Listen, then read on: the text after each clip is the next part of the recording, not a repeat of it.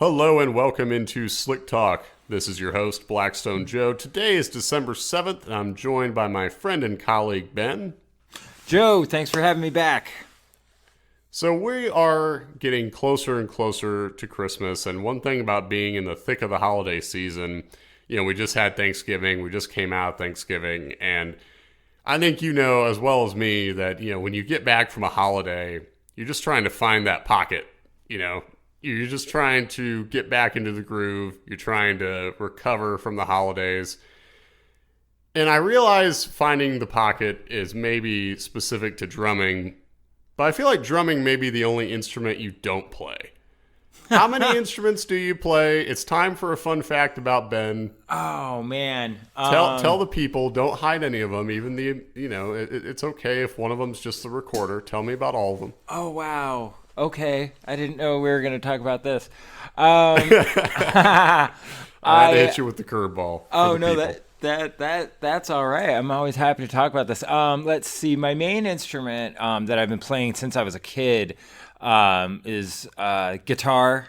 A couple different forms of guitar. I always have joked around, though this is 100% true, that the first two songs I ever learned to play all the way through on the guitar were a song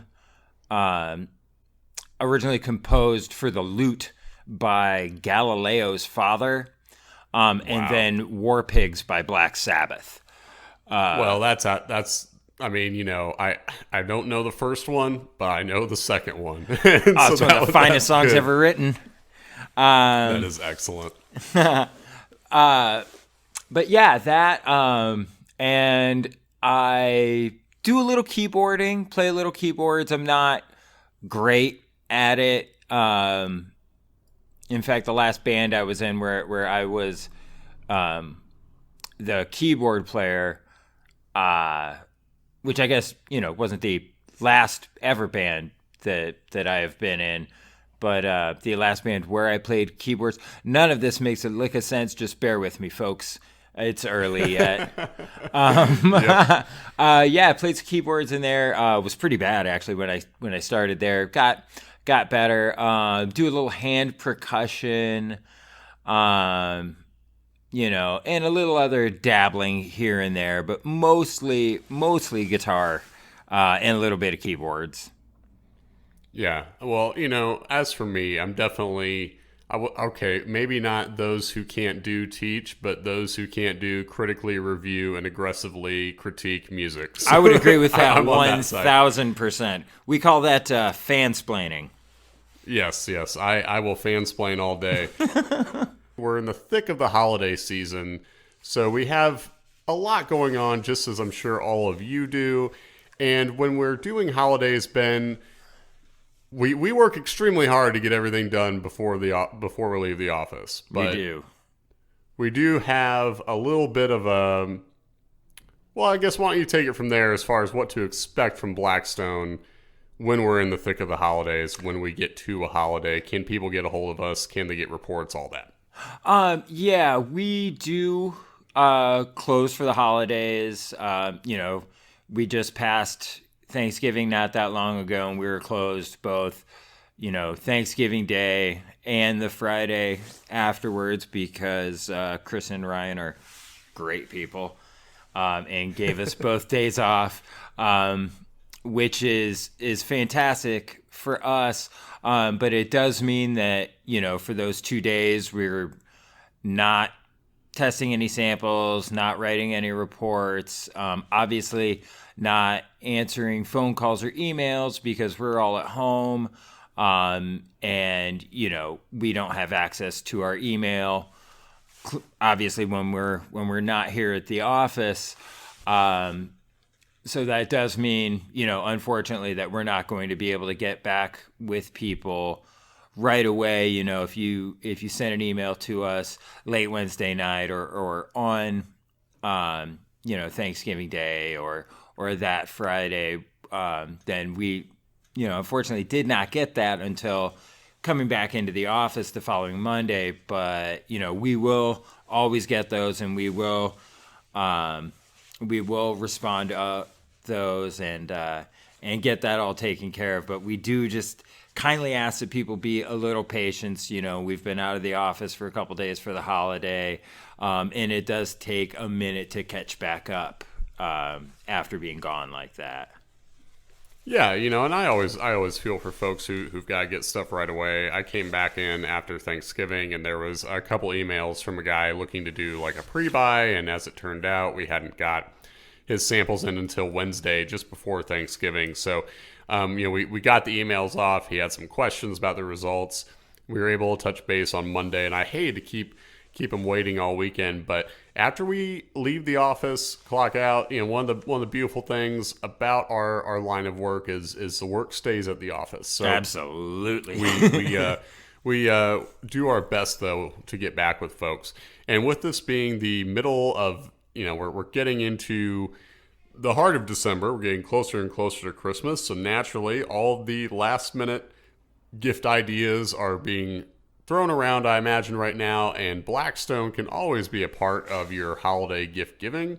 We have gift certificates and Slick Talk swag, all of this available on the website. So if you have any gift ideas for that special someone who likes used oil analysis and a podcast about used oil analysis, we're really diving into the niche community here. Oh, yeah. But absolutely hit up our website. You can get prepaid bulk for that special someone who samples a lot of vehicles. You can even just get one analysis prepaid for them. You can do all manner of things, including getting your own Slick Talk hat and shirt. So peruse the website at your leisure.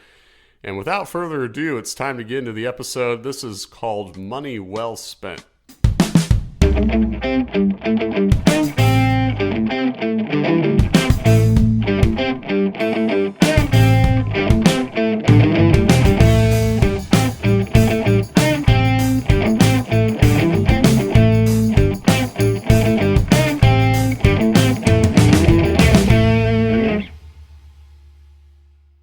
So today's topic is money well spent because, you know, Ben, I think we've done a really good job of pointing out instances where oil analysis, you know, there can be tough questions.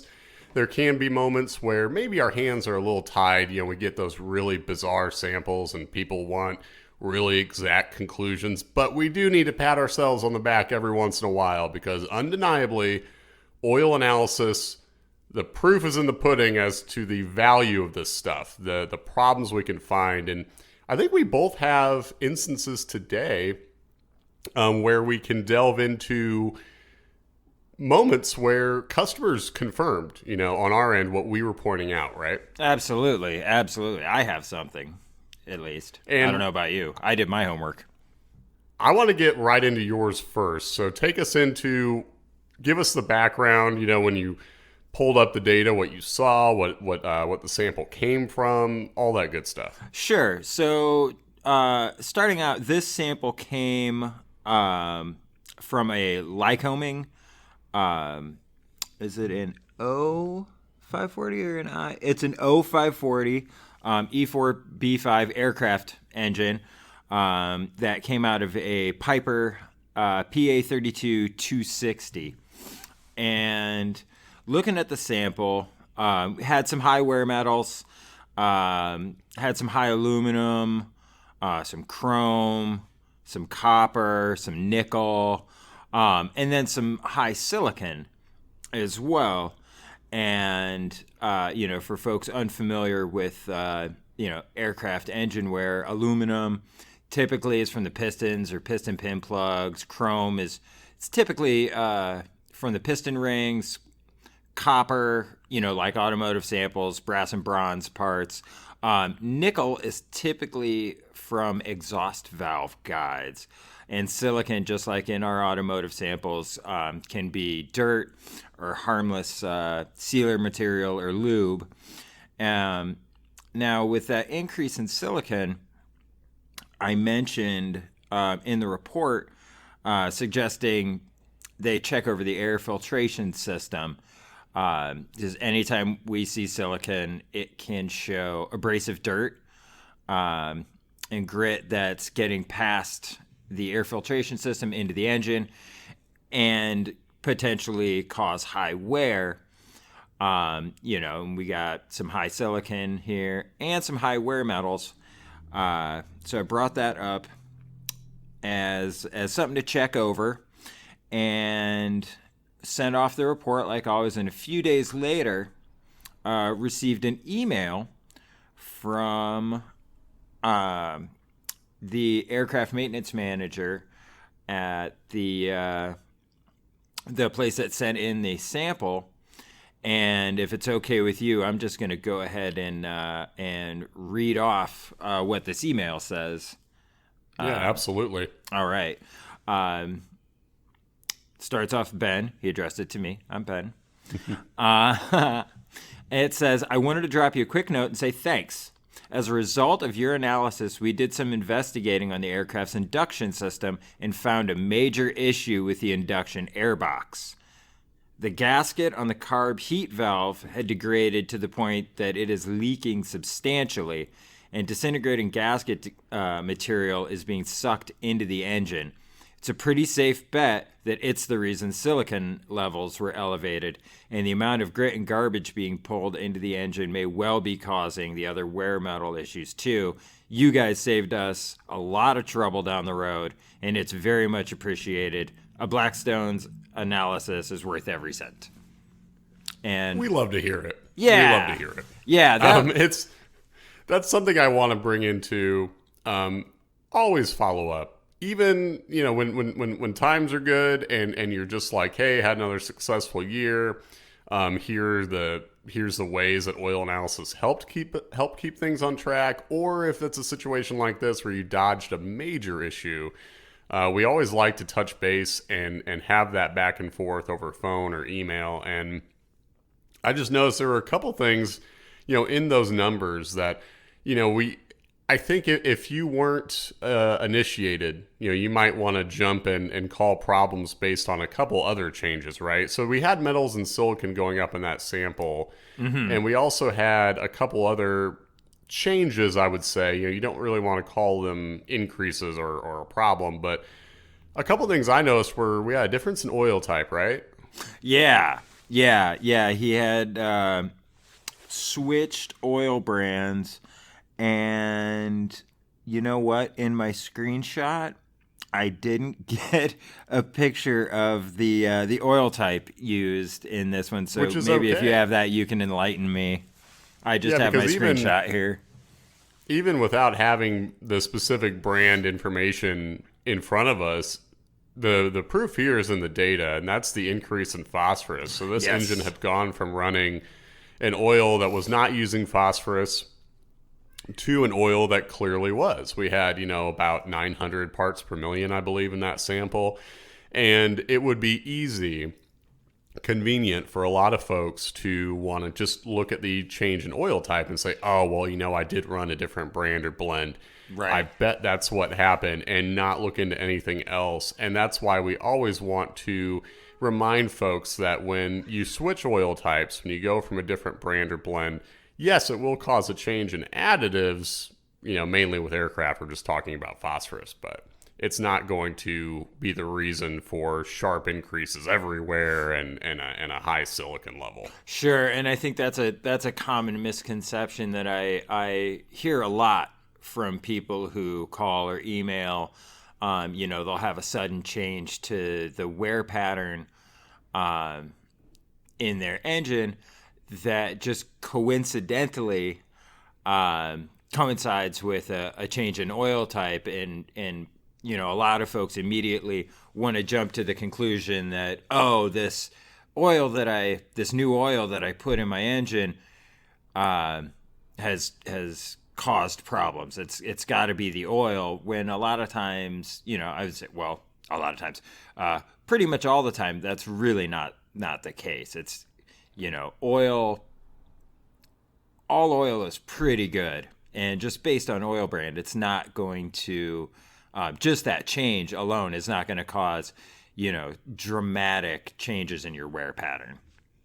And as a disclaimer, of course, all oil is good. We're not talking about the oil that your uncle soaked through a cheesecloth in the backyard and decided to run the lawnmower. We're not talking about that oil. We want to talk about the stuff that you can actually buy in a bottle with the proper certifications. Right, But exactly. before we leave this one too, I think another change that I noticed just in the numbers, I try to look at these reports all the time from just a novice standpoint. What would a person who has not looked at any samples before, what might they see and wonder about us not addressing? And another thing was an increase in blow by. Blow by shows up as lead. We had quite a bit more lead, but notice in your rundown here, you talked about other metals, you talked about silicon. We didn't cover lead, and I think the reason we didn't is pretty obvious. So why don't you take us into that? Why lead blow by wasn't a concern? Oh yeah, sure. In aircraft samples, you can have lead in the thousands of parts per million from blow by, and most of the time that's okay. It's not the presence of lead itself that is an issue. It's what it is symptomatic of. And in this case, yeah, there was about twice the amount of lead from blow-by in this sample compared to the previous one. But this oil was in this sample was run for about 40 hours, and the previous sample had only been run 12. Now, taking into consideration that lead from blow-by tracks directly with hours of use, this is a perfectly normal amount of lead in this sample. So even though it doubled from the previous sample, it only increased to a normal extent that we would expect. So in my mind, it's really not even anything anomalous or really even worth mentioning unless somebody specifically asks about it. In the comment space we have, we're going to go straight to the heart of the issue. And that's why I always want to remind people of, if there's something that didn't get a mention, you can believe that it's because we had bigger fish to fry.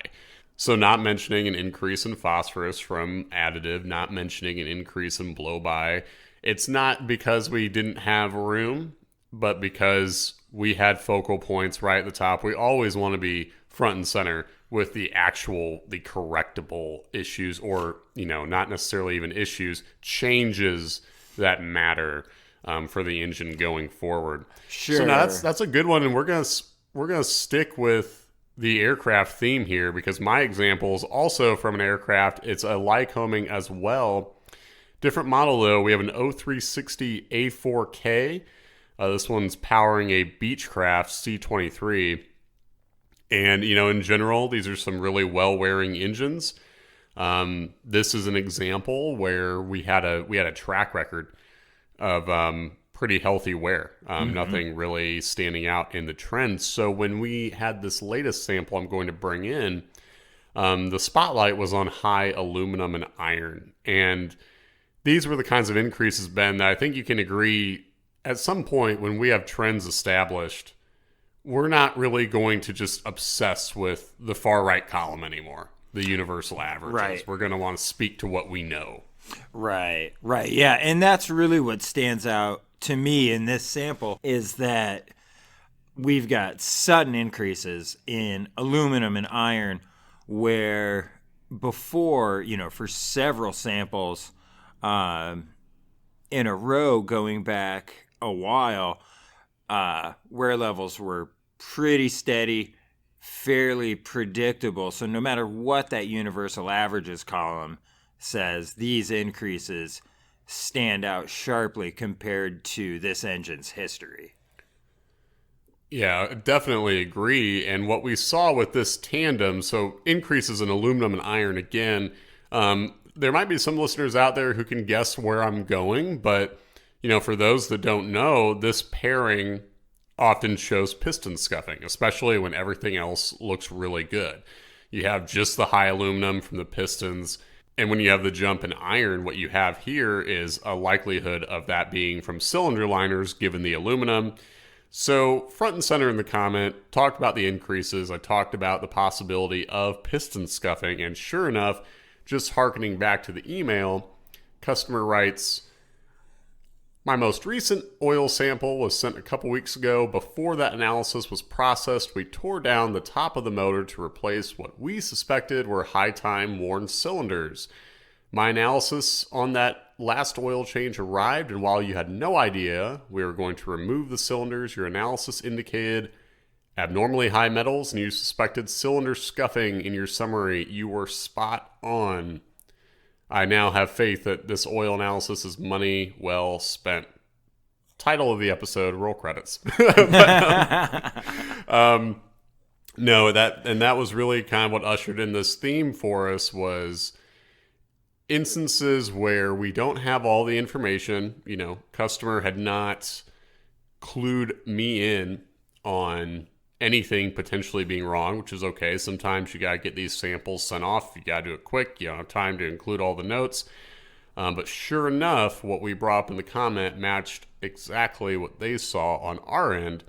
So if nothing else, I think these two examples give people, even, if they had doubts about getting into used oil analysis, if they wondered if we really know what we're talking about, I think these two examples definitely shine a light on it. Yeah. I would think so, definitely. And now, that kind of just takes me back a little bit as well. We'll get a little bit more than aircraft involved here, but just hearkening back to really the first time I remember oil analysis being this valid, standing out, no longer just being this concept of training and being told what we can do. Seeing a real world application of it definitely changed the game for me. And specifically, this was a sample from a 2500 HD gasoline engine. I want to say it was a 6.0, but this engine had a coolant leak, and we spotted it in high potassium and sodium. The truck actually belonged to my brother-in-law, so breaking this sort of news to the families, not the most fun way to start the job, but that's what I had to do. And that's a fun Thanksgiving dinner conversation. Yeah, I said, I have a new job, and your truck has a coolant leak. Adios. Yeah, that was kind of how it had to go. Good thing, though, we found the leak. He was able to fix it, and this is now, I think, 3 years on, and that truck is still out there ambling, and the leak was addressed. So, there was that time, when you're in the training room and all of the concepts are just flying at you, and you're trying to get a grasp on it, right? And then it just all kind of distills into this particular example that you find where you can kind of touch base and see, all right, I see what we can do. I see what we're getting at, and finding a coolant leak and keeping a truck on the road is a good day at the office in my book. Absolutely. Yeah, thankfully, I haven't run into any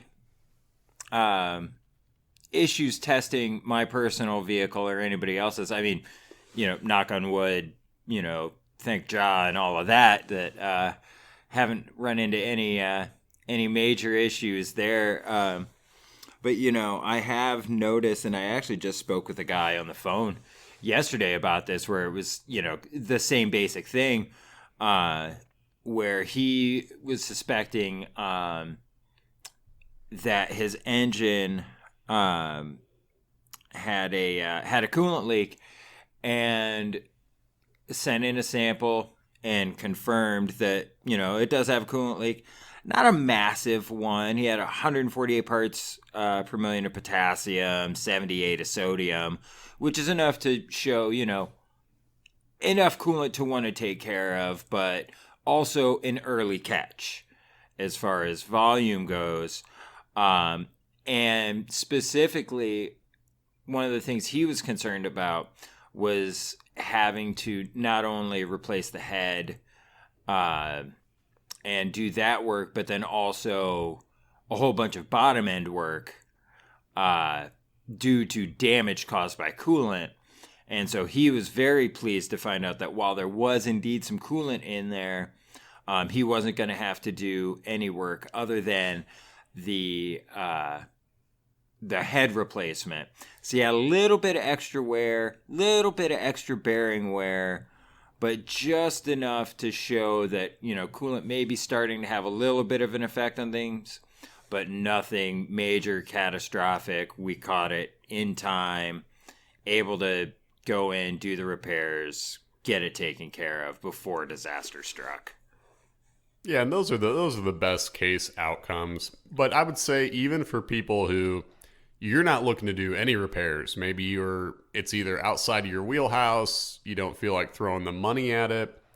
Even if those aren't the steps you want to take, you can at least use analysis to dial in an oil change interval that keeps these things in check for a while. Oh, definitely.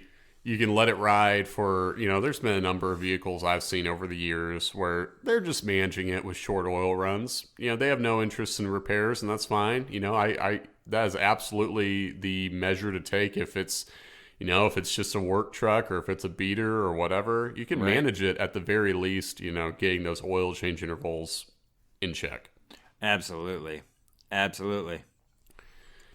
So what with me having been back in the program, we had to do another album of the week. Oh, yeah. Because again, music is something that's part of our everyday. You won't find a day where we're not either listening, talking about, conversing in some manner about music. So yeah, and to quote Chop Top from Texas Chainsaw Massacre 2, music is my life.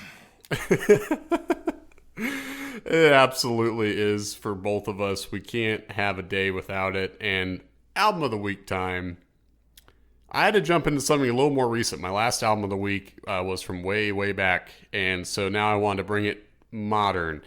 And that is the latest Chris Stapleton album, Starting Over. I mentioned this album a little bit to you, Ben, not that long ago. Chris Stapleton is pretty big in my country catalog because, truth be told, I really didn't like country until I started listening to Stapleton. Before everyone jumps on me, yes, of course I liked Johnny Cash, Willie Nelson, Waylon Jennings. Yeah, Hank but that Williams. doesn't count.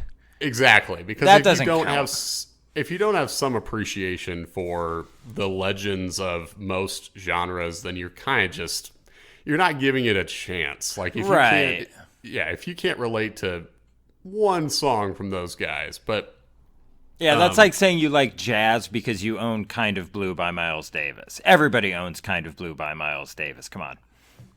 Yeah, I couldn't agree more. And so getting into modern country for me was difficult because I really hate most radio country. Like, I was concerned a minute ago about offending people by saying I wasn't really into country before Stapleton. But I will risk offending like Luke Bryan fans. Like that's not that's not what we're talking about. Stapleton, though, changed the game as far as being an really iconic voice. The guy sounds like nothing else, and the songwriting is really, it's sly wit. Like it's definitely, he's not trying to run circles around you and confuse you, but at the same time, the lyrics really they're clever, they're fun. He knows how to do heavy stuff. He knows how to do light ballads. He knows how to do radio stuff. So I like him quite a bit. If you haven't checked him out, I would definitely check out his latest record. Favorite tracks of mine, Devil Always Made Me Think Twice, Arkansas, You Should Probably Leave. Those are just a few songs. If you haven't checked it out, it's bluesy, it's a little bit outlaw country, it's everything that I want from a country music album right now. Nice. What you got? Okay. So, this album has kind of a book tie-in, too. So, the sequel to Ready Player One, if anybody out there hasn't read Ready Player One, it's one of my favorite sci-fi books of all time. They made a movie out of it a couple of years ago. The movie was all right, but it was almost nothing like the book. Anyway, Ernest Cline, the guy who wrote Ready Player One, just released Ready Player Two, and that came out on on Friday. And I've been slowly reading that all weekend. But if you know anything about Ernest Cline, Ready Player One, you know that when you're listening or when you're reading that book, what you have to be listening to is 2112 by Rush. So that one has been on heavy rotation all weekend, especially the very first epic track, the 2112, basically 3-movement overture, which is one of the finest pieces of prog rock ever written and recorded. Rush is one of those bands where, and I'm not the first person to say this, but and that's because it is true. Rush is one of those bands that I feel like you either just don't get or you love in an obsessive fanboy way that nobody else would understand. And I think a lot of that hinges on Geddy Lee's voice. A lot of it does, and you can also kind of get into Rush in like weird roundabout ways. Like, personally, I saw the movie I Love You Man, and Rush is like a pretty big obsession for the main characters in that movie. And hearing Tom Sawyer, I mean, it hit. So, sometimes you just need those random entry points, but I can definitely, it's not hard to see the appeal to a Rush record. Sure, yeah, and that's the thing. Everybody knows Tom Sawyer. Everybody knows Working Man, but some of their greatest stuff, like on 2112, are their big, sweeping, like 10, 15-minute songs that you're not going to hear on your afternoon drive time commute, on the radio. And it's also great report writing music. Couldn't agree more. All right, so we've hit you with some examples, some reports where we were able to track down problems, and you confirmed on our end, but I know there have to be many, many more examples out there where maybe you just didn't reach out, maybe you just didn't think we really needed the follow-up. But if you have instances, if you have reports where we were able to help out, help find a problem, absolutely get in touch. We'd love to break them down on the show. And as a reminder, while you're wrapping up that holiday shopping, while you're getting your stuff together, don't hesitate to look into gift certificates, swag on our website, whatever you need, it's on there, blackstone-labs.com. That brings us to a close today. Ben, thank you for joining us. Joe, thanks for having me back. Always enjoy it.